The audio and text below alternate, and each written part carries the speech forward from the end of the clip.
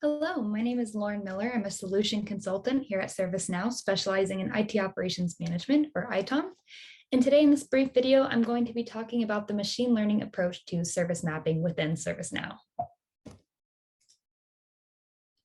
So as you'll see here on the next slide, there are a few other approaches to service mapping as of the Rome and San Diego releases.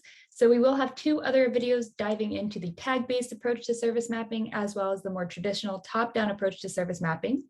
But in today's session, we're going to be looking at the machine learning approach to service mapping in particular.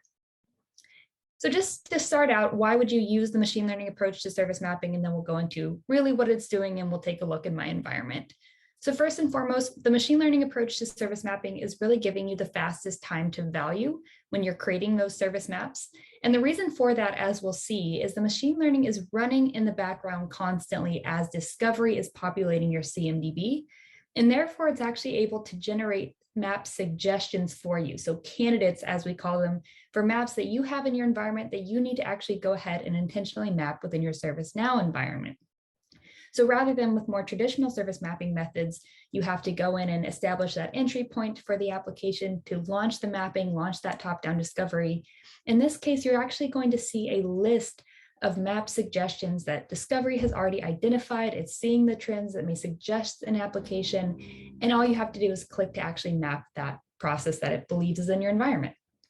And we'll talk deeply about how this works, but as you'll see, this works best for if you have a lot of homegrown applications that you've built natively, or if you have many applications in general, maybe it's just too many to actually keep track of their entry points and map more traditionally. So you may be a good candidate for this approach, but in general, we'll take a look at really what this brings you for any of our ServiceNow customers.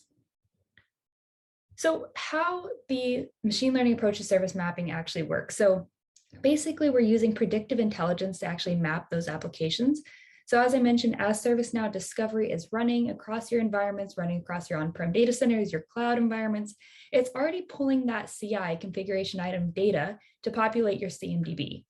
But in addition to that data, it's also pulling in many of your running process data, any of the connection points between your CIs, that traffic data that's connecting those configuration items. And so as those particular data points are being pulled in, we have machine learning algorithms that are running over that collected running process data, for example, and it's clustering that data into similar process groups. So what this allows us to do, and again, this is running in the background automatically, it's clustering that data and it's creating the candidates that may be mapped. So it's looking at those similar processes that it's clustered, and it's suggesting candidates for service maps that may not have been created yet. This is what we call application fingerprinting.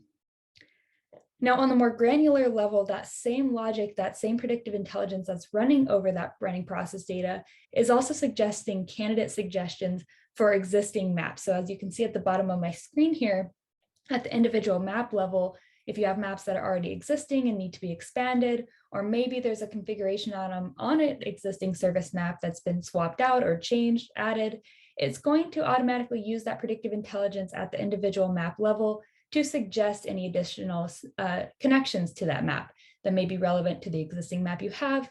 It's going to show you that confidence level and allow you to add that suggestion to your existing map as well. Now, here's the actual configuration to get these items in place, and then we'll do a demonstration so you can actually see what this looks like in action. So first couple things, if you're not seeing these options available in your instance already, you'll want to go ahead and verify, one, your licensing with your account rep. That's first and foremost. Make sure you have service mapping active in your environment. But the first step, as you can see on my screen, make sure this particular machine learning connection suggestions property is set to active. In your environment, I believe by default, it is set to inactive. So make sure that's active so you can get these connection suggestions flowing in.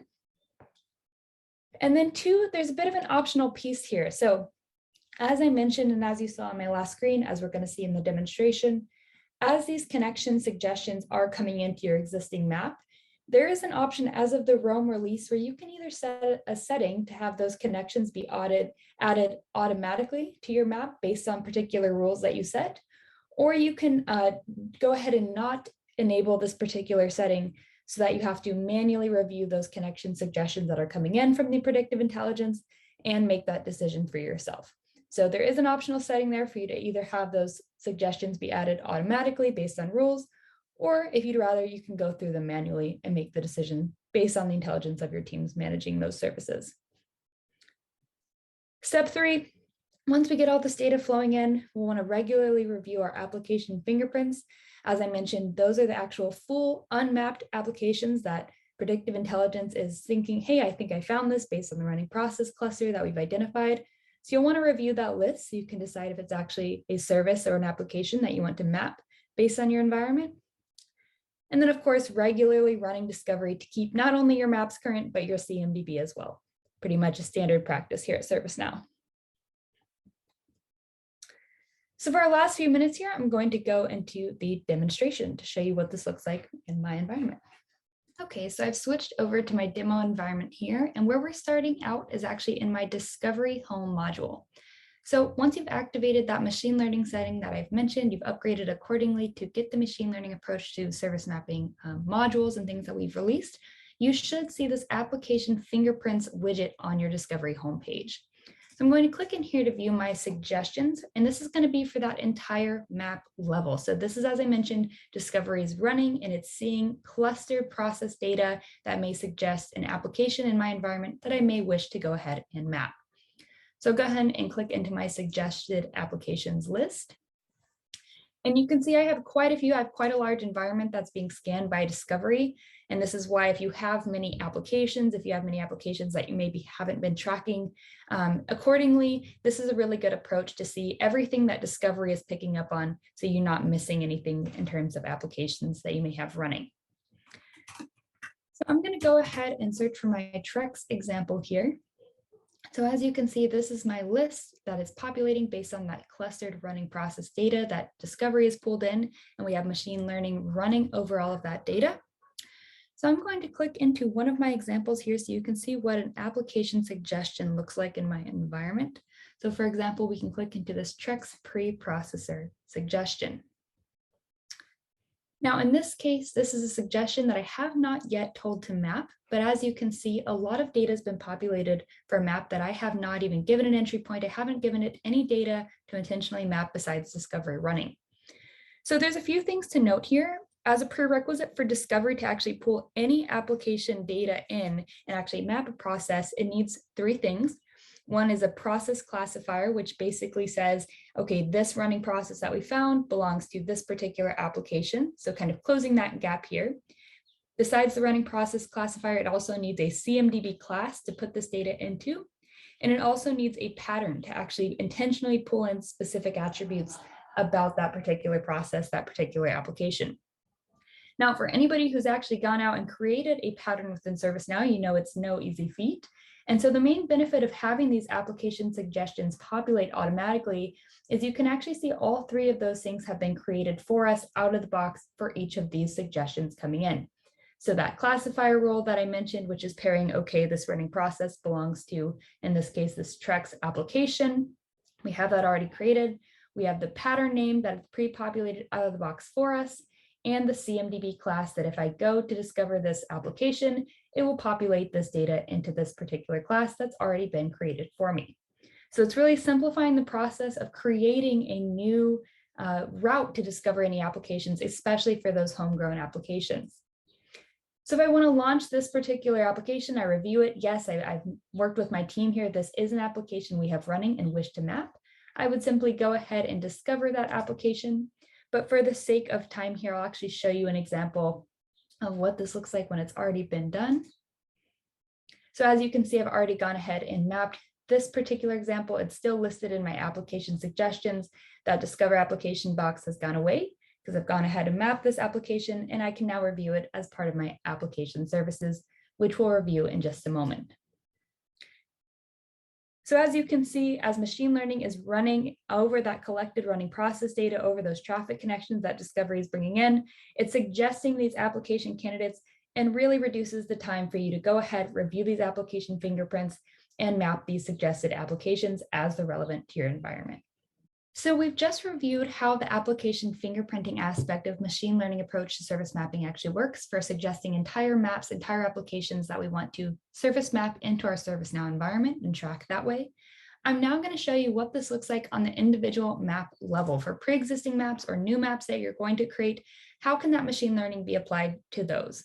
So we'll stick with our same Trex example, and I've just switched over here to my mapped application services page, which is showing me all of my applications that I've gone ahead and service mapped, either traditionally or through machine learning applications fingerprint module that we just looked at.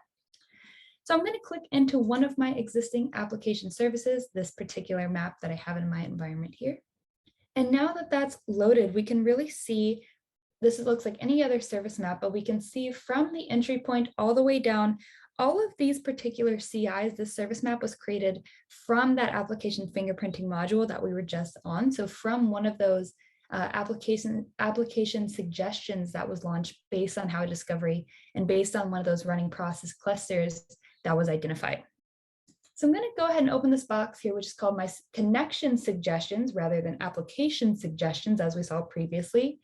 And so for each of my maps, I'm going to have this box, and this is basically showing me connection suggestions, again, from that CMDB traffic data, from those application fingerprints.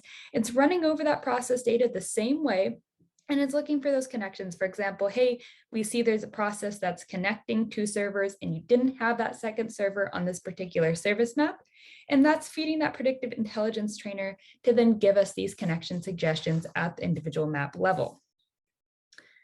So based on these suggestions, we can see the actual CI that it's recommending we add to our map here.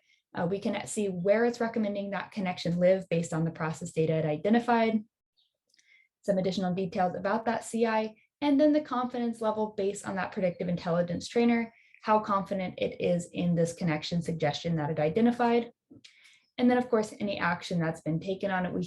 At the bottom here, we can see a few connection suggestions that either me or my team with the correct permissions have already actually added to this map from this list. But if there's a few additional ones that have not yet been decided on, I can go ahead, select that. And either maybe it's not a good fit, maybe it's discovering it's not actually a relevant suggestion to this map. I can exclude it from this list, or I can go ahead and add it to my map. Go ahead, next time I run my discover on my service map, it'll add that suggestion as a CI on my service map, as we can see here. Again, really reducing that time to value to keep our maps current and to map entire applications that are coming from our machine learning connection suggestions. Thank you for your time, and please don't hesitate to reach out to myself or my team, anyone at ServiceNow, as you have any questions or concerns as you navigate your service mapping journey with ServiceNow.